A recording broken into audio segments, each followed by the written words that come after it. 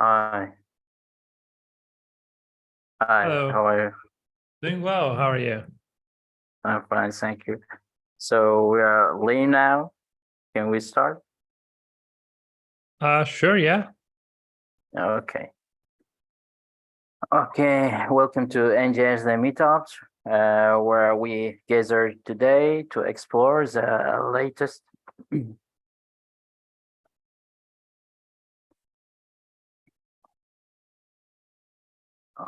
Okay, 1 minute.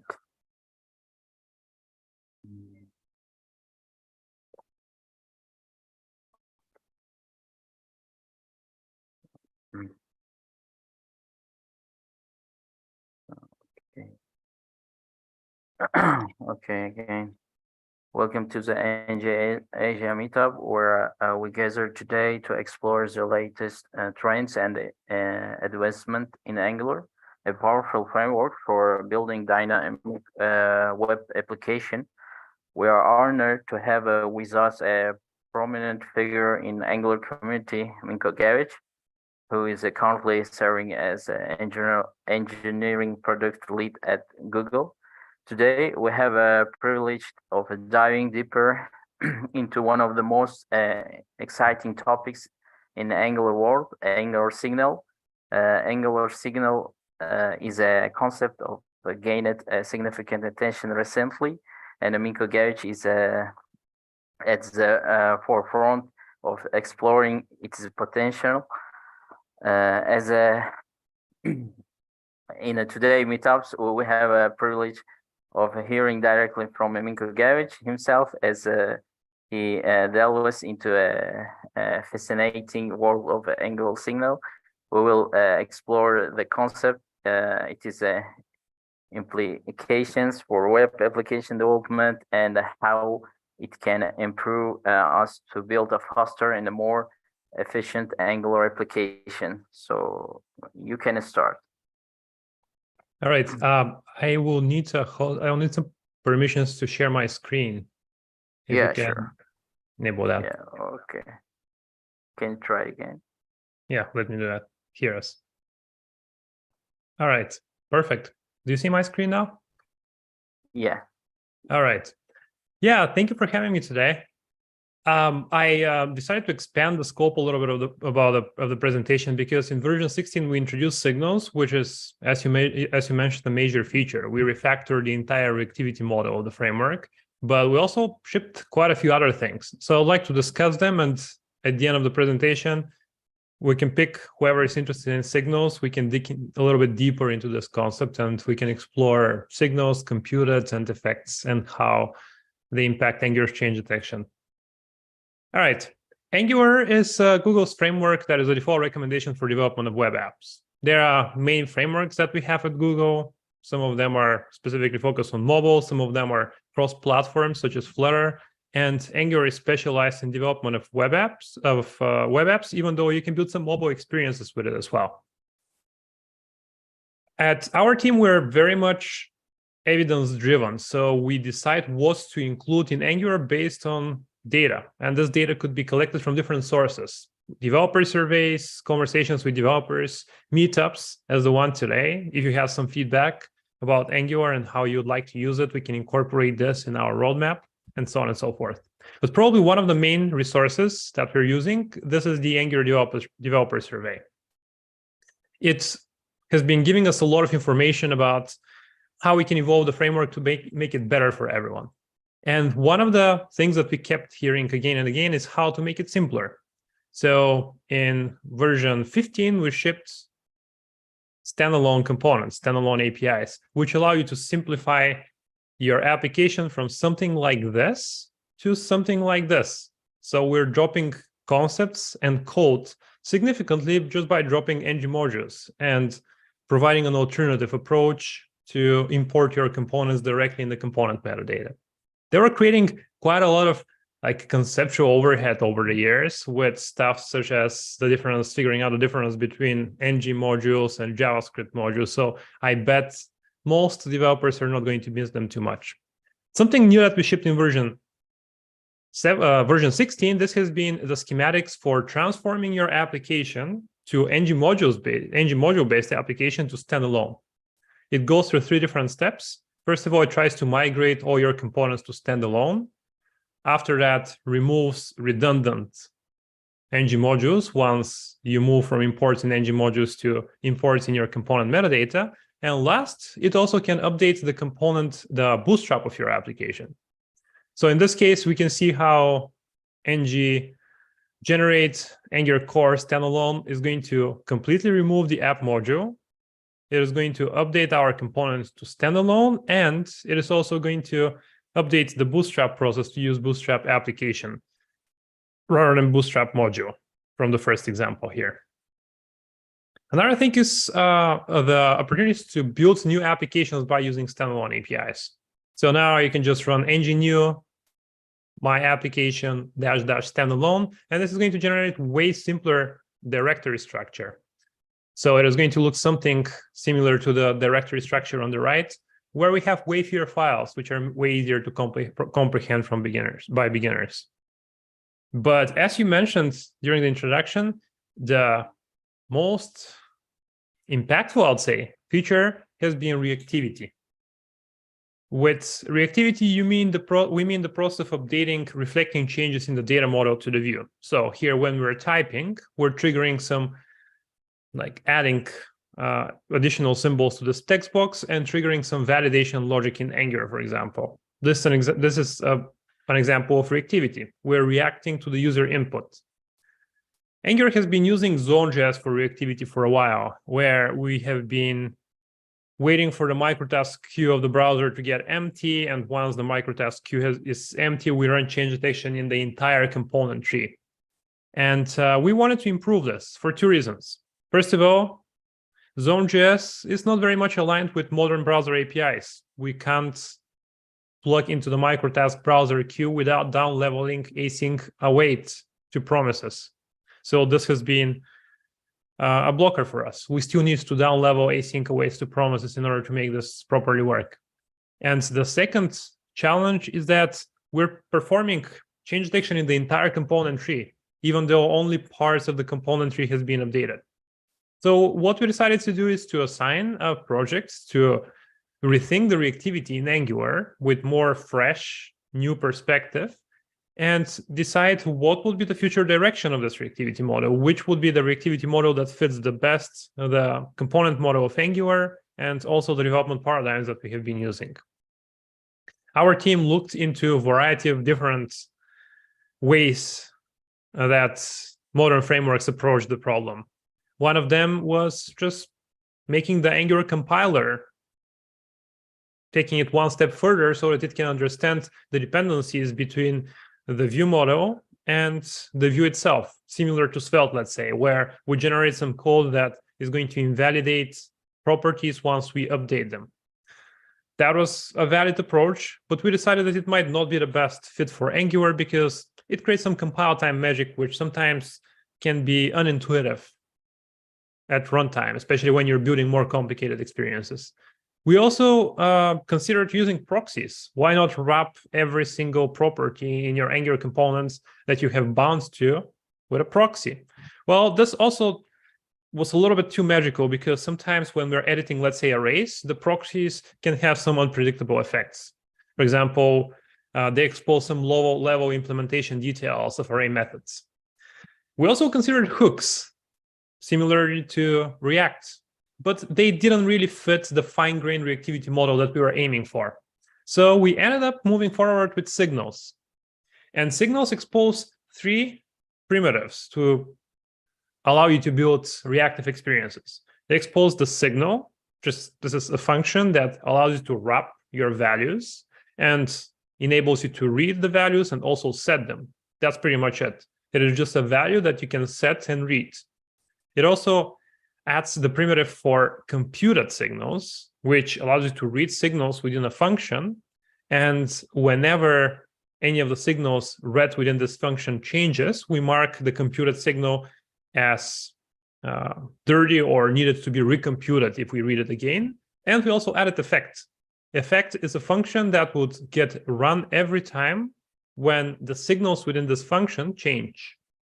All right, these are the 3 primitives. I know They might not be obvious right now with me just talking about them. So it's the end of the presentation. If you're interested, we can write some code.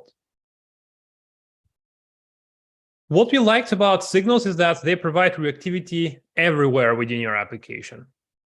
So you can have signals within your components, but also you can have them within your directives, services, or pretty much anywhere. So they're pretty flexible reactivity primitive.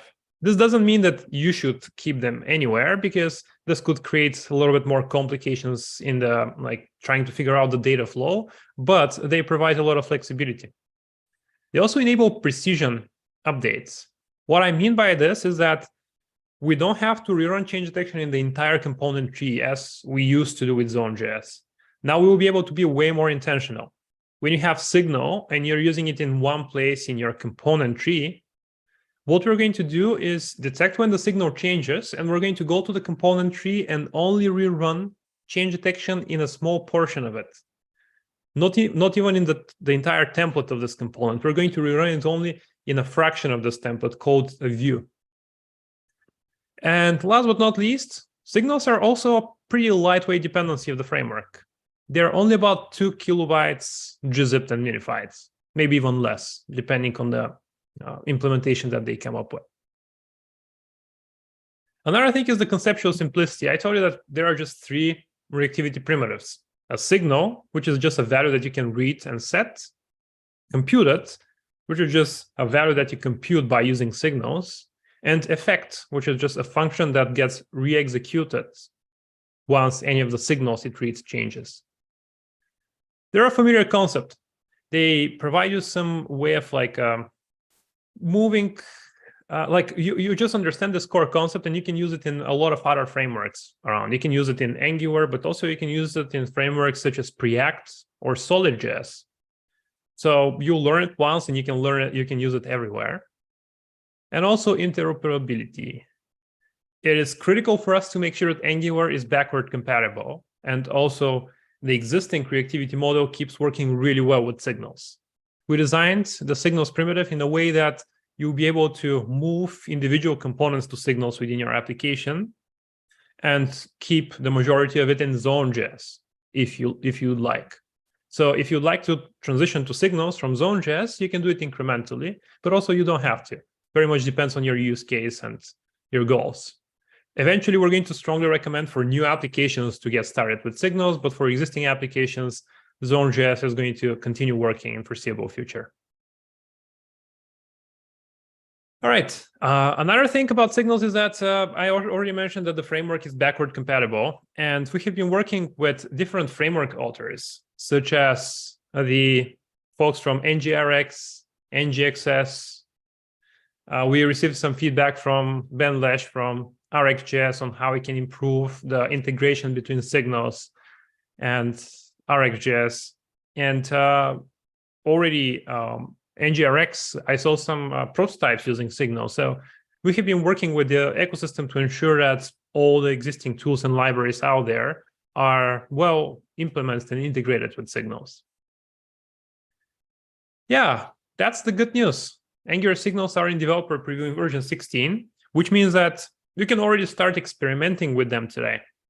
Developer preview, though, means that we can break this API every week because we release Angular every Wednesday. So next Wednesday, we may decide to change the implementation of signals. They're not stable right now. We haven't announced the API as public, or it's public. We haven't announced it as kind of stable, setting different guarantees on how we're going to evolve it. We're planning to do that in version 17. So now they're great for experimentation, and in version 17, you can already start adopting them gradually. So where are we moving signals from here? Well, first, it's going to be to make Zone.js optional. Zone.js is this library in Angular, which I'm sure you have used, that allows us to plug into the browser's event loop and invoke change detection when a particular event happens. In the current implementation, we're invoking change detection when the microtask queue of the browser is empty. We're going to enable local change detection I already mentioned this, but just to reiterate, rather than checking for changes the entire component tree, the signals are going to let us know where exactly a change happened so that we can check only a fraction of your component template. And also simplicity of the Angular's API. You don't have to think about expression has changed after it has been checked, for example, or just some unpredictable behavior of the change detection, because this is a little bit magical with this global monkey patching of Zone.js. And last but not least, as I mentioned, we'll be working on evolving the ecosystem. We're partnering with different state management libraries, and we are making sure that they have a path forward with signals. All right, this was the signals portion of the presentation. I'm going to continue talking about our build tool chain. So if you have more questions about signals, we can definitely chat about that in the end. We have about 43 more minutes in the presentation, so I'm sure we're going to have time. We have been talking about ES Build for over a year now, and we have been trying to change the internals of the Angular CLI to be using ES Build instead of Webpack. And we released a very early experiment in version 15. Now in version 16, there is ES Build in developer preview to power your ng build and ng serve, but we also incorporated Vite as part of the ng serve experience. It provides the development server for ng serve. We actually, some developers in the community already started using it. We saw 2.5x improvement of the build speed after switching to ES Build. There are some small bundle size regressions, like a few percent, but the build speed improvement is considerably faster. We're planning to completely change the build system of Angular CLI and replace Webpack with ES Build in version 17 if everything moves as planned. And in the meantime, we're also working on something called local compilation mode of the Angular compiler, which in development mode will enable us to compile individual files separately rather than having to maintain the dependency graph that is defined by the different selectors in the application. So this is going to speed up build speed significantly for development mode, and it is going to keep everything the way it is for production, and incorporating like more advanced techniques such as, let's say, disk caching or remote build execution with tools like NX is going to obviously like bring down the production builds as well. Now, looking at the developer survey results, I don't know if you noticed that at the beginning, but server-side rendering, testing, and debugging, they have been at the very bottom of the list. So there are a lot of opportunities for improvement. We already shared the improvements we did in stack traces with Chrome DevTools last year, where we're removing unnecessary parts of your stack trace that are coming from frameworks. And we're stitching stack traces that are coming from different async tasks, and also trying to also replace call frame names that are coming from your template directly with the template's code rather than the generated code by the Ivy compiler. We're continuing to iterate on this. Chrome DevTools, I think they're going to make this view of the stack trace the default. And we also had a couple of brainstorming sessions with them to figure out how to improve debugging experience even further between Angular and Chrome DevTools. But another big news is that we're moving the Angular CLI to be using Jest. This has been already one of the popular solutions in the community, and there are a lot of fantastic tooling that has been built by the community, such as the Angular Jest preset. So we just wanted to leverage that. We wanted to meet developers where they are and wanted to provide you Jest as a default option as part of the Angular CLI. Angular on the server has been another big investment. I already talked about signals because like reactivity is our biggest investment in 2023. We're investing a lot into making the Angular framework more reactive with signals and making the reactivity fine-grained. But we also want to improve the load time performance of applications. So we have been investing a lot in server-side rendering as well. And we're doing that to make apps faster, because based on the Chrome user experience report, it turns out that just using server-side rendering for an application can improve the cumulative layout shift, which is the CLS metrics from Core Web Vitals for your applications with 40 times. So if you want to have a fast application that loads fast, quickly, server-side rendering is just a core requirement. And a very important part of the server-side rendering story when building apps is the hydration algorithm that the frameworks use. If I was able to see you, I was going to ask you how many of you know about hydration, but let us just dig into what hydration means now. So here we just have a laptop, which is, you can think about it as your machine. We have a web browser that is running on your laptop, and we have an application server that is running Node.js and a content delivery network here, CDN, that delivers static resources.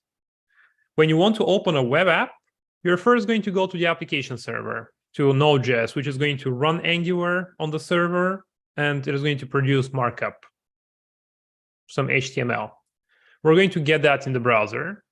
And at this point, the Angular application is not going to be interactive, because it's just going to be static HTML and CSS. There are going to be some scripts that are referenced within your HTML. And these scripts need to be downloaded from the CDN so that we can make your application interactive. Once we download these scripts, we're finally going to make the app interactive. But so far, we have been making it interactive by completely re-rendering it from scratch, which sometimes has been causing this flickering that you can see. See, we render the app, and this quick flickering appears, which is suboptimal. It causes some layout shifts and sometimes can delay loading of large images, which can slow down some of your Core Web Vital metrics. For this purpose, we have been using the so-called destructive hydration, where we receive the DOM from the server, the HTML, the browser makes it, converts to DOM, and the framework re-renders the application by first destroying everything but the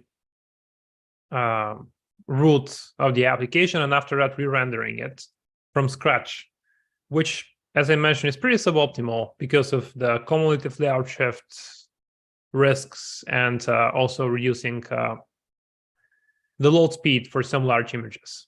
With hydration, what we're doing now is, rather than destroying your component tree, just traversing it, and at every point, kind of trying to figure out to which component does this current DOM element belongs to, so that we can build, we can hint Angular that this component tree already exists, and we just attach event listeners and build internal data structures rather than re-rendering everything.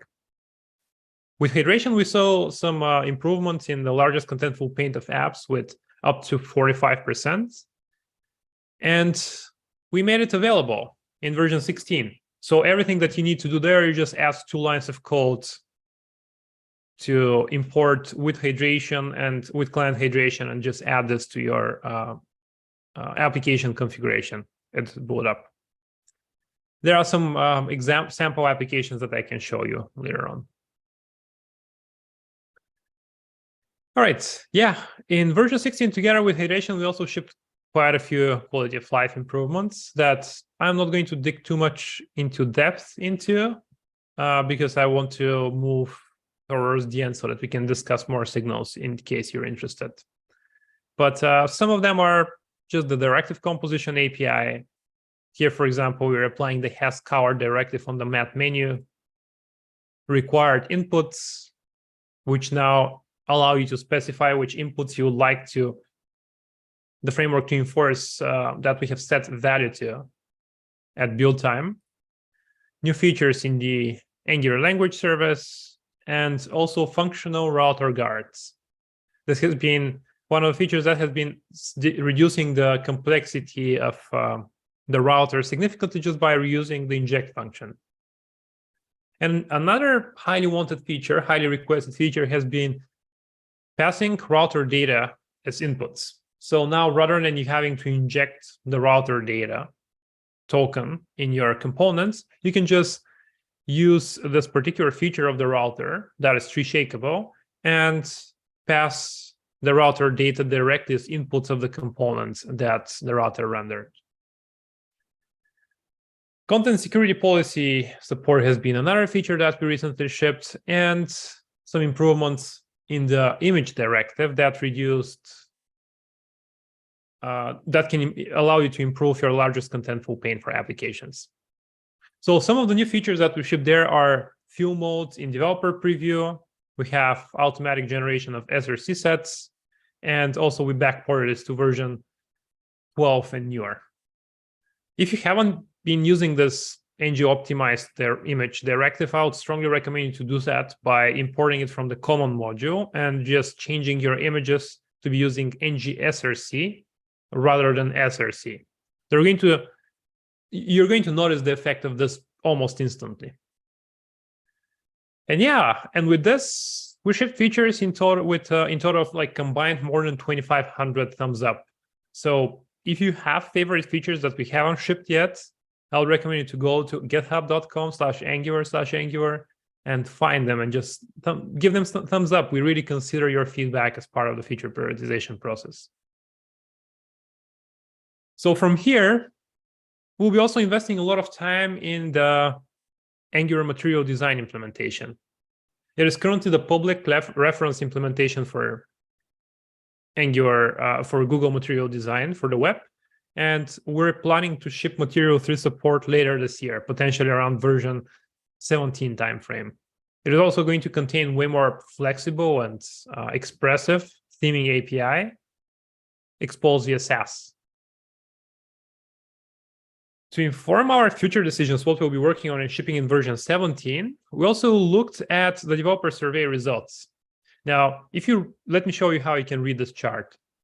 Here we have the importance score based on the feedback we received from developers in our annual survey. Based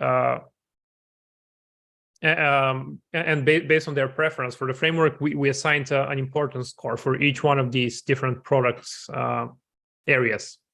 And also performance score. Based on the feedback, we decided how satisfied developers are with the individual features. And based on the survey, it looks like we can further improve the documentation and sample codes. We can improve initial load time performance and component altering format together with testing. So we'll be investing into these couple of features in version 17. Specifically around component altering formats, we're going to explore improvements in the control flow.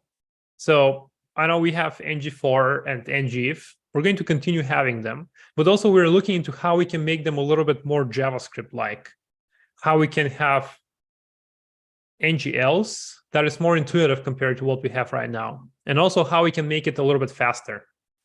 If you have looked at the JavaScript performance benchmarks that are public by the community, Angular is doing pretty well, but we would like to do even better. And improvements in the control flow are going to allow us to do this. Also, we'll be continuing investing in the initial load time performance of applications. We're working on a new directive, I would say. It's going to be more than directive. It's going to be template syntax that is going to allow you to specify particular parts of your component tree and lazily load them. Angular is going to know when to load them lazily and how to hydrate them in case you have server-side rendered them. Well, these are some of the features that I wanted to share with you. I would like to spend the remaining 30 minutes with questions, just answering questions, because I know that the topic was specifically around signals, but I also wanted to share about everything else that has been happening in Angular. So let me know what you're interested in, and I'll be happy to chat about it. Okay, we have a first question about from Adam Noor, and the question is, I want to know about the future of the Zone.js in Angular framework. Yeah, well, every single Angular application, well, not every, but let's say 99.9 99% of Angular applications right now are using Zone.js. And probably that's going to be the case 5-6 years from now, with more applications being created with signals. But Zone.js is still going to be a major part of the development of Angular apps.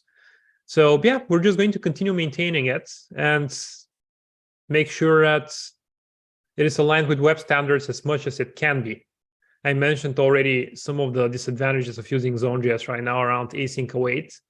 We just can't patch async await in Zone.js, which doesn't allow us to plug into the event loop. So that's why we currently have to down level async awaits to promises. This is going to be the case also in the future. This is not something that developers need to worry about in any way, just because the Angular CLI knows when you're using Zone.js, and it performs this transformation just transparently for you. Okay. We're hoping that over time more and more people are going to start moving to signals, but Zone.js is going to be around. Okay. So second question is from Adam, and it is I would like to ask about the future and the perspective of RxJS in Angular framework and using with the signals. Yeah. I have been seeing this messaging online that signals are here to replace RxJS, and they are not. They are very different concepts used for very different things. Like if you have a stream of events, let's say a WebSocket, and you have a bunch of messages being sent over this WebSocket, if you must be like, you should be using RxJS. Signals can't do anything about it. They're just like one value that is observable, and you can just set it, and you can get notified when this value has been changed. So they're very different concepts. Something that is helpful though is that with signals, we can translate signals to observables. And this is only possible because the signal is one value that can change over time. And RxJS works with values that change over time. So we can very easily notify an observable every time when the signal has been changed. And this would allow us to provide even better integration with RxJS. For example, we'll be able to have reactive inputs. That has been a very highly requested feature for many years. And I think I personally closed this issue a couple of months ago, or at least commented on it, just mentioning that we're planning to do it. Just give us some time, and changing the reactivity to signals enables that. Okay. So, okay. The next question is from Murad. Is what do you think about the future of Angular signals and Angular services or NGRX for state management? Yeah. I can't comment on NGRX actually because I'm not part of the team there. We have been talking to the NGRX folks, specifically the framework team, and I know that they have some experiments with signals. Also, they don't really have to move to signals if they don't want to. RxJS is a completely valid option that you can use, and you'll be able to have better integration with Angular once if you have a signal-based app. So I can't really comment on the future of NGRX. I see it as bright and not impacted by signals, but I don't know about their roadmap. Yeah, okay. So with the questions, that's it.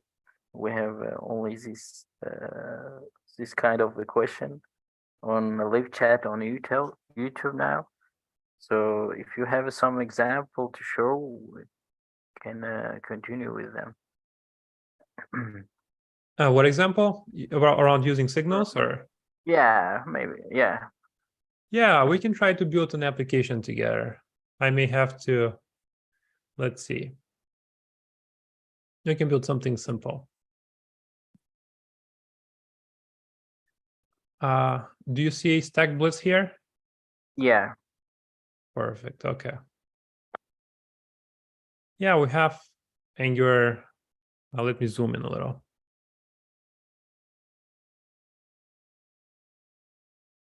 We have a version 16 application here. that like with a standalone component and with the common module. So we can move this application to be using signals, let's say. What we need to do is import a signal and wrap the signal, wrap the Angular. Like, actually, let me go one step back. I'm sure you're all familiar with the simple like Angular getting started app, but let's just go through a few more details. Also, in the template here, we have binding to the name property in the app component. And the name property here is only a string. The way we're going to make this application signal-based is just wrapping this string into a signal. And you can see that now the header changes to hello from function something. This is just because name now is a function. In order to read its value, we need to invoke the function, and we're getting now the value of the signal, which is Angular. Now, if we would like to change this value, we can do something like that. We're going to invoke the set method, which is going to be something different. And I can add a click handler. And now when I click here, this is going to change the value to hello from ng-Asia. So the way that things work in signals, let's say, actually, let's first make it like a Zone.js app. Like let's discuss how this is going to work with Zone.js. With Zone.js, this is going to work by this following way. Like with Zone.js, when I click on the button, when I click on the header here, what is going to happen is that the browser is going to schedule a new task that is the execution of this event handler. And Angular is going to plug into the microtask queue. So it is going to plug right after the execution of this task. And it is going to traverse the component tree. In this case, the component tree is only this single component. And after that, Angular is going to check the template function, which in this case has only one binding to the name property. And this way, Angular will know to update the value of name because it's different. The way that it changes with signals is we now call a function. And I need to change the way I'm reading the function. Do you see how I'm calling the function right here? I'm calling this function right here, and this we kind of like we can think about it as an effect. Like, all right, let's see if I can show you Chrome DevTools and the generated code. It might be more interesting.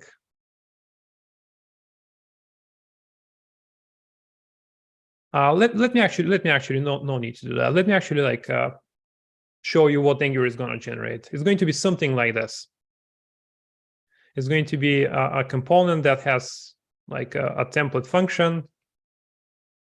And there are going to be two blocks. One of the blocks is going to be if creation, and the other one is going to be if update. And during creation, Angular is going to do something like that. Create element h1, create text node hello from, and it's going to have interpolate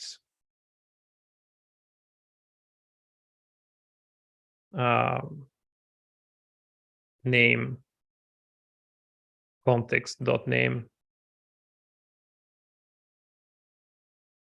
And that's pretty much it. It knows how to close these elements. And on update, it is going to have something like that. No, actually, this is going to be directly context.name. And on creation is going to have something like that, interpolates context.name in some dynamic part. So this is just the Angular like template function. Ivy is going to generate this code right here. Not exactly this code, but a code that looks similar to this one from this template right here. And this is if we're not using signals. If we're using signals, this is going to change to a context name, and context is the instance of this class right here. It's going to change context name to context name function call. And it is going to do the exact same thing right here. Now, if you think about this template function, it looks very similar to the functions that we are passing to compute an effect in the signals world. So if we wrap this in effect, Angular would now know to invoke this template function when the signals within these template function change. So if context.name changes, Angular is going to know to invoke the template function and in update mode and the interpolation directive. So it is going to check whether name is different, and if name is different, it is going to go and directly update this text node here. Does that make sense at all, or should I? Yeah. Yeah, and effect is just a function that accepts a callback, which callback reads signals, and the effect callback is going to be executed when the values of these signals change. So I guess what I really enjoy about this particular implementation is that it is almost, I mean, it would not be using entirely public APIs, but it's almost is, because you can use effect outside of the code that Angular is generating by yourself. And I mean, it's going to have very similar semantics.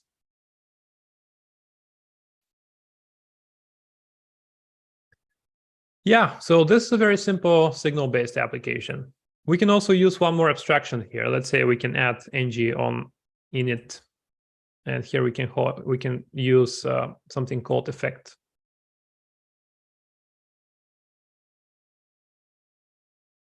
And within this effect function, effect callback, we can load this .name. So now when I click here, in the ideal world, I'm supposed to be getting this name changed. Sometimes I may have to refresh my browser.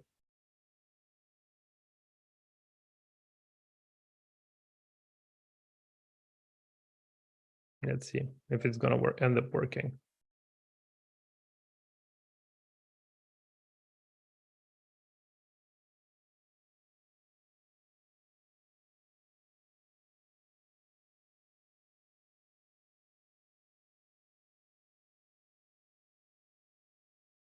Oh, some problem with taglets now.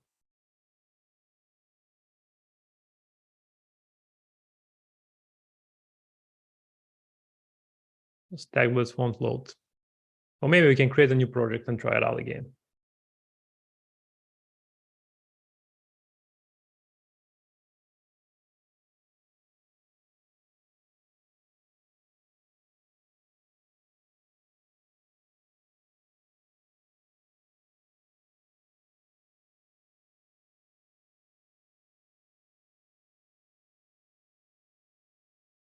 What is it? ng on init, and let us implement the on init lifecycle hook.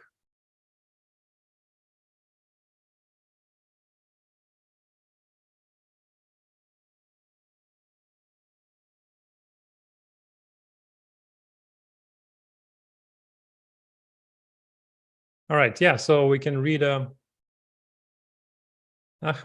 we have to re-implement a lot of things. We can read the effect. We can read the signal in the effect.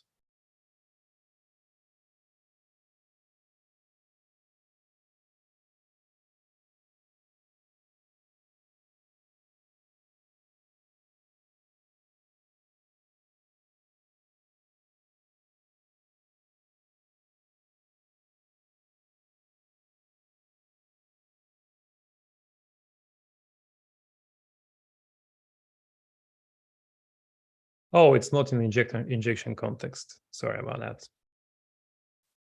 My fault. Here we go. Yeah, now when I click on the signal on the header here, we're going to invoke the set method of the signal, which is going to trigger value change, which is going to execute the effect. And it must be within. So if I do this, it must be within the constructor. It must be within the injection context, because we would like to do automatic cleanup of the effects when the component is destroyed. And we can do this if we inject the destroy ref and add a callback to the destroy ref. So that's a constraint that we currently have, which is kind of intentional by design. Yeah, and the final abstraction that Signals provides is called computed. So we can have, let's say, something called full name, which is computed. And the full name could be, let's say, I don't know, this dot name, prefix name, let's call it prefix name, with certain prefix, I don't know, ng prefix. And these could be just different meetups. This we can have Angular Asia, and we can have Angular Denmark, for instance. And what we can do here is bind to the computed value, and the computed value is going to be marked for recomputation only when the name value, the name signal changes. That's pretty much it. That's pretty much what signals are in Angular. Okay, thank you very much.